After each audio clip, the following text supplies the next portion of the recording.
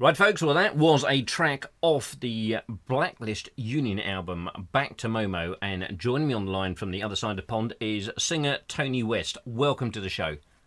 Thank you so much. Thank you for having me here.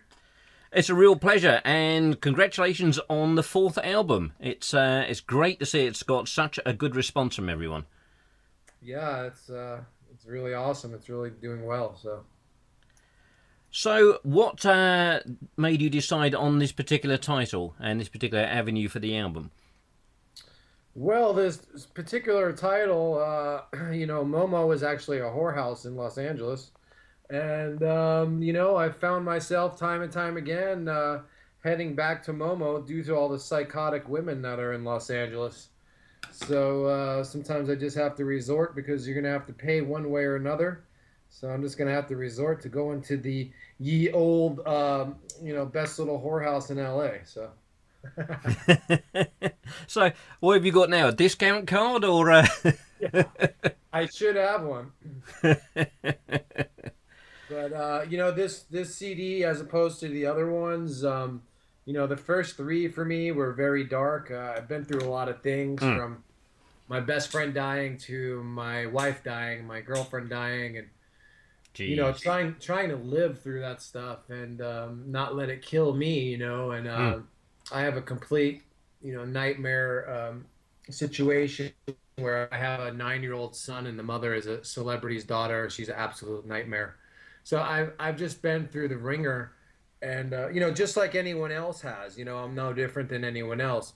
But the difference is, I have a platform where I can kind of let go of a lot of this energy through my music. And the first three records were about like walking through that darkness, where Back to Momo is really about getting back to basics, like why I started listening to music in the first place, like because it moves me, because I need it to survive, oh, me and too.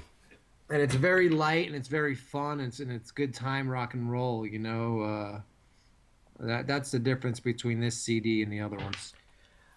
Well, listening to this album, I was going to say it takes me back to a particular time. It takes me back to what was a fantastic time in my life, which was the late '80s, early '90s, but without sounding old-fashioned, if that makes any sense. Yeah, I mean, I was a kid when that stuff was going on. Seattle was huge for me, and it's that's in me for sure. It was part of my upbringing. But again, I think rock and roll is going to come back in a fierce way, but it has to have some new flavor to it. Yeah. The whole cock rock thing and all that stuff, that's gone. That's done. Like no one even goes to see those bands. Um, and for me, I want something that's going to excite me and inspire me and move me. And I think Back to Momo does that. So, what is the music scene like in LA at the moment? Man, it's not very good. Um, it's sad. I ran away to LA in 1989 as a 13-year-old, runaway punk rocker. And, man, it was awesome there. And part of the reason why I even survived in the first place was because there was community and there was camaraderie. Yeah. There was people that took care of me, when I was that kid, and if it wasn't for that community and camaraderie, I question if I even would have survived at all. But it's just that is gone from LA. There's no scene anymore. There's no community. There's no camaraderie.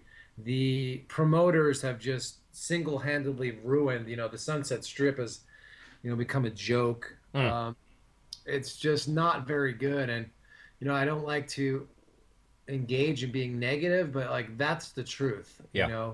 And then I think that what happened with LA was that, of course, it's infamous for being so pretentious, and I think that, my theory is everyone hated on each other and talked badly about each other for so long that people shot themselves in the foot, therefore there's no scene anymore, you know. I have a lot of friends that are in some successful bands, international bands, and a lot of the times they bypass LA entirely on their itinerary. So I That mean, kind of sums it up rather neatly, doesn't it? It has to be said. I mean, thankfully, the European scene is pretty healthy at the moment. It has to be said. really Maybe look that's forward. why so many American bands are coming over here now. I really can't wait to get over there. I've been told by so many people, that the whole game's going to change there. And we were supposed to go there a couple of years ago. I made the mistake of paying this promoter a few $100 to bring us over there. Of course, we got burned. But we really, really look forward to going to the UK and Sweden and throughout Europe and Germany, and we know that's where our people are at. So. Well, Sweden and Scandinavia just embarrassing everybody because I mean it's just there are so many good bands and artists coming out there at the moment. As everybody I think is just trying to play catch up at the moment. Yeah, I mean, one of my favorite bands of all time is Turbo Negro. Of course, they've been around a long time, but they're from Norway. But I guess they have a new singer now. I don't know how you replace Hank, but hey. Well, I mean this is the thing. I mean, it seems to be a case. I mean, there's certainly a lot of bands around which, when you consider there's probably only maybe, in some of them I can think of only maybe one original member, and they've sort of added on sort of new people they've gone along. I mean, I don't know how that sort of stacks up in your mind. I know it's a bit of a mixed bag. In my case, for instance, I've been carrying the band and paying for the financial, aspect of the band and keeping it afloat, and and having no business in place, it's hard to keep a lineup together. However, after you've had success with, a lineup and people are, aware of that and kind of, that's part of the, deal why they even like you. I mean, come on, dude, Quiet Riot touring, with a new singer. I mean, the singer does a phenomenal job. He does, but come on, he's not Kevin DuBrow or, the Bullet Boys, like one original guy. Nobody cares about those bands. And I think those bands really ruin it for the rest of us who are trying to give credibility back to rock and roll. That whole cock rock genre has just really just ruined the credibility of rock and roll, in my opinion. And that's the perfect example of they have an original drummer who wasn't in the band for 10 years, but hey, we'll just overlook that, and all that nonsense. Of course, all it does is sort of fuel the flames of, shall we say, the keyboard warrior. I mean, it's yeah, and that's awful. I mean, in today's world, I mean, I deal with it constantly, and people will just say anything, and they're hiding behind their computer, and of course they're all of a sudden they're very brazen, and they're willing to say anything. It's unbelievable, dude. And well, the one thing that pisses me off, and I've said it, certainly said it on many an occasion, is people who make an opinion up about an album before they've even heard it. It's just, it's fair game just to slag everyone off. I mean, a classic example would be, and one I've been pretty vocal about, is the new, the upcoming new Whitesnake tour and the new Whitesnake album. Everyone's just, let's all have a dig at DC and what have you. I mean, they were doing this 3 months before the album even came out, and you just think...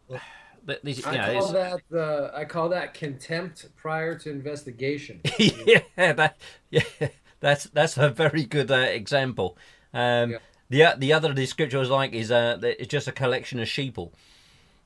Yeah, and like you said, I mean, with today's world and Facebook and all this other crap, we have like bulletin boards on rock and roll websites and stuff.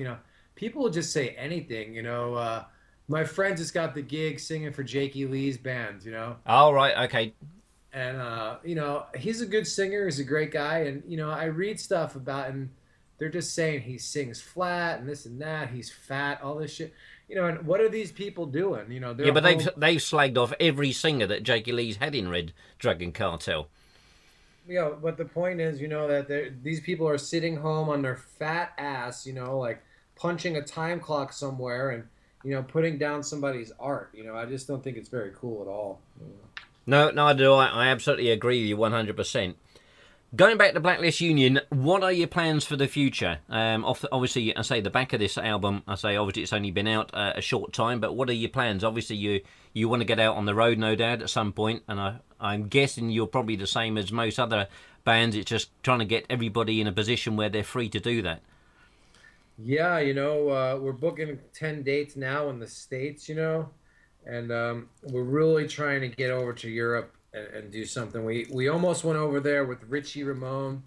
It didn't happen, but we'd like to get over there with someone in the rock genre. Backyard Babies. Hell, I'd love to play with Dogs No More, or I mean something that's rock and roll. You know what I mean? Something that's either legendary or current. I mean, where people are going to be at.